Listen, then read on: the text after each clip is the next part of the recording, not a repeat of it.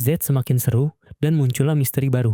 Tapi kok review Z episode 24? Sebelum mulai, buat yang belum nonton, gue sarankan banget buat nonton dulu. Gue juga ada teori yang ingin dibahas. Yuk kita mulai. Episode ini dimulai dengan lagu opening. Sekalian muterin lagu ini sebelum diganti oleh lagu opening baru berjudul Playback yang akan dinyanyikan oleh Yuta, salah satu anggota boy group K-pop NCT. Lagu ini dibuat oleh vokalis Baek On, Kenji 3, tapi kali ini dia pakai nama komposer dia, yaitu Hayoung. Lanjut ke pertemuan Nemu dan Lady. Seperti dugaan gua di konten review Z sebelumnya, di episode ini nggak ada intro baku kayak biasanya. Dari pertemuan Lady dan Nemu ini kita dapat beberapa fakta. Lady adalah mantan agent code dengan code number 2. 20 tahun lalu, Lady yang sedang kena efek samping dari dream learning mengalami sebuah mimpi di mana ia sedang mengandung seorang anak, padahal tidak di dunia nyata. Kemudian, dalam mimpi yang sama, ia diserang oleh sesosok nightmare yang melukai tangannya. Dan ketika Lady bangun dari mimpi itu, ia secara tiba-tiba memeluk seorang anak bayi di tangannya. Ternyata, Nemu ini adalah kehidupan yang lahir dari sebuah mimpi buruk. Kalau dari pernyataan Zero, Nemu ini adalah replika yang lahir dari mimpi buruk. Belum jelas replika dari apa Nemu ini, tapi yang pasti ketika ada replika, maka akan ada yang asli. Dan rencananya, Code akan mengambil Nemu. Tapi karena Lady merasa Nemu adalah anaknya, ia memutuskan untuk kabur dari Code dan menjaga Nemu dari kejauhan. Bahkan alasan dibuatnya ruangan mirip taman yang terhubung dengan dunia mimpi di markasnya Lady itu adalah untuk membangunkan Nemu dari koma yang Nemu alami karena kecelakaan. Sejak saat itu, Lady tidak tidur karena takut Code akan menemukan Nemu di dalam mimpi milik Lady. Stres karena kerjaan dan kurang tidur bisa menyebabkan perubahan psikologis ya. Jangan lupa istirahat guys. Adegan lanjut ke markas Code, di mana di sana Tri menemui Zero. Akhirnya kita melihat penampilan asli dari Zero. Wujud manusia Zero ini diperankan juga oleh pengisi suaranya, yaitu Jay Kabira. Agent lain pakai cincin untuk menandai identitas mereka, sedangkan Zero pakai sarung tangan. Kelihatan ya siapa yang punya kuasa lebih di organisasi. Dan dari pembicaraan Tri dan Zero, kalau Seven tidak bisa mereka kendalikan, maka mereka akan menghabisinya. Lanjut ke Minami bertemu kembali dengan Lady. Di sini Minami merasa Baku mulai tidak bisa membedakan antara mimpi dan kenyataan. Ini menarik sih. Minami mau sang kakak tercinta tidak terluka, makanya ia merasa hal yang terjadi di mimpi atau yang tidak nyata seharusnya tetap menjadi hal yang tidak nyata saja. Sedangkan Baku justru ada di kondisi sebaliknya. Dari pertemuan Lady kedua kali dengan Minami, jelas bahwa ia menggunakan Minami sebagai metode untuk mengendalikan Baku, namun tidak berhasil. Lanjut ke ruangan di dalam lemari Baku. Di sana ada Fujimi, Nasuka, dan juga agen terbaik Code saat ini. Nasuka geram karena tahu bahwa ada organisasi yang lebih tinggi kewenangannya daripada keamanan publik. Fujimi juga perasaannya campur aduk karena melihat pembunuh Odaka ada di depan matanya, namun ia tidak bisa melakukan apapun. Ia bertanya, apakah Seven mengerti perasaannya? Seven sambil ngegaca capsem hanya menjawab bahwa keberadaan Odaka ini mengancam kedamaian dunia. Fujimi kembali menegaskan, apa perlu sampai menghabisi Odaka? Seven menjawab bahwa hal itu perlu dilakukan, kalau tidak korban akan terus berjatuhan. Nasuka menambahkan, apakah yang dilakukan Code itu benar? Buktinya Kureha yang gugur dalam bertugas malah justru langsung dibuang begitu aja. Seven justru hanya menjawab, maka dari itu ia harus membulatkan tekadnya. Bahkan ketika Minami ada di sana pun dan bertanya kemana abangnya yang baik hati itu, Seven hanya bilang bahwa ia bukan lagi abangnya. Dari dialog ini sudah bisa dipastikan bahwa Seven sudah membulatkan tekadnya.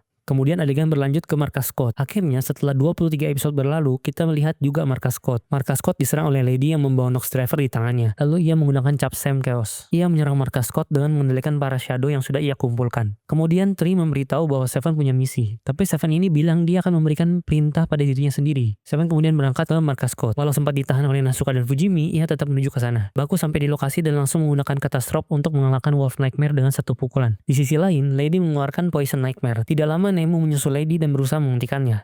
Gue pribadi suka banget dengan akting dari Rie Mimura sebagai Lady. Dari awal kemunculannya aktingnya bagus, tapi di episode ini lebih terlihat jelas kemampuannya. Ketika dia ngomong sama Nemu sebagai ibu, ia dapat berubah antara ekspresi lembut dan dingin dengan cepat. Beda level emang kalau sudah pro. Nemu ada tanya dunia indah yang seperti apa yang ingin Lady inginkan. Dia jawab kebebasan yang tidak terikat oleh siapapun. Dunia di mana semua bisa hidup apa adanya. Dari kalimat itu bisa kita lihat seberapa mengendalikannya organisasi Code ini ya. Adegan berlanjut dengan Tri dan Zero yang sadar bahwa Lady dan Nemu datang ke markas Code. Lanjut ke Lady yang sudah semakin dekat dengan gedung Code. Nemu berusaha untuk menahannya. Lady bilang selama Code masih ada, nggak ada masa depan buat Nemu. Terus Nemu tanya kenapa berbuat sejauh ini untuk dia yang lahir dari kekuatan Nightmare. Terus dengan pembawaan yang agak creepy, Lady bilang kalau dia yang lahirin Nemu. Dan Nemu adalah nyawanya. Dan karena itulah dia akan melindungi Nemu. Nggak lama setelah itu akhirnya Seven sampai di lokasi yang sama. Kemudian Baku baru tahu bahwa Lady melakukan sesuatu pada Minami. Disaster Nightmare mencoba menghalangi tapi tewas langsung setelah Rider Kick. Di momen Seven mau menghabisi Lady, Nemu tiba-tiba berdiri di depan Lady dan menghalangi Seven. Bahkan ia meminta untuk tidak menghancurkan dirinya dan ibunya. Lalu mendengar hal itu, ada sesuatu yang terjadi. Yang membuat Catastrophe perlahan hancur dan membuat Seven kembali menjadi manusia. Kalau kata Lady, itu satu harga yang mesti dibayar karena menjual hatinya pada Nightmare. Kalau ada keraguan, maka Seven lah yang akan hancur. Kemudian Lady meninggalkan Seven dan Nemu. Ketika ia berusaha mengeluarkan Nightmare lagi, ia ditembak. Seven pun juga ditembak oleh pasukan Code dan Tree yang menggunakan cap sand clear. Tree berterima kasih pada Seven karena membantunya mencari replika yang selama ini ia cari. Kemudian pasukan Code membawa Nemu. Tree bilang kalau Seven membangkitkan kekuatan yang nggak seharusnya ada dan jadi rusak. Kemudian Tree berubah menggunakan cap sand ekstra dan menjadi Lord Number 3. Ia menghabisi Seven yang sudah terluka. Seven mati dalam pertarungan. Ketika ia jatuh, terlihat di langit ada bulan merah di sana. Kemudian Baku terbangun di rumah sakit. Ia terbangun di rumah sakit yang sama. Di momen dimana ia tertabrak mobil ketika ia berusaha menolong anak di episode 1. Lah, jadi selama ini cuma mimpi. Twist yang menarik dan semakin menambah keseruan dari seri Rider 1 ini menurut gua. Kita lihat bagaimana cara penulis melanjutkan twist yang baik ini. Oke, teori gua.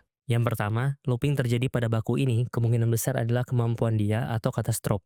Kemampuan Baku ini antara dia bisa melihat masa depan yang jauh dari mimpinya atau dia bisa mengubah realita dengan mimpinya. Gue lebih yakin dia bisa mengubah realita sih. Kemampuan ini baru aktif kalau Baku tewas dalam pertarungan. Mungkin kayak skill pasif gitu. Karena sejauh episode berjalan, bulan merah yang merupakan penanda dunia mimpi itu tuh nggak muncul sama sekali sampai Baku ditembak oleh Tree. Lalu pada trailer episode 25, kita bisa lihat bahwa Baku sudah punya dual mare cap Sam. Di momen melawan bom Nightmare yang seharusnya Baku belum punya cap Sam ini. Kemungkinan besar Baku juga masih ingat semua yang terjadi sebelum ia mengalami looping. Pengalaman, ingatan, dan juga cap Sam yang semestinya belum ada di awal sudah ia punya. Bisa nggak ya dia merubah masa depan yang buruk itu? Lalu berikutnya, setiap agent kan berubah jadi Lord atau Rider pakai cap Sam yang sesuai dengan Nightmare-nya. Setidaknya hal ini dibuktikan dari Nightmare Nox yang menghasilkan Shadow Cap Sam dari Shadow Nightmare. Gua ada dugaan, sebelum Lady jadi agent, dia manusia biasa yang nggak punya tuh skill buat manipulasi otak. Bisa jadi skill ini dia dapat dari terlalu banyak menggunakan cap Sam. Kalau dengan anggapan begitu, setidaknya setiap agent bisa punya satu kemampuan khusus tanpa harus berubah sesuai kemahiran dan seberapa dalam menggunakan kekuatan cap Sam-nya. Coba hitung seberapa banyak kemungkinan skill yang Seven bisa lakukan dengan banyaknya cap Sam yang ia pakai. Dan sudah dikonfirmasi juga di alam bawah sadar dan diri Baku, dia punya banyak banget Nightmare. Cuman yang paling kuat adalah Catastrophe. Tentu ini hanya sekedar teori liar ya. Dan sejauh ini Second Rider Z juga cuman sekedar Rider yang muncul kedua, belum jadi Rider kedua rekan Rider utama. Kalau menurut kamu gimana episode 24 dari Z ini?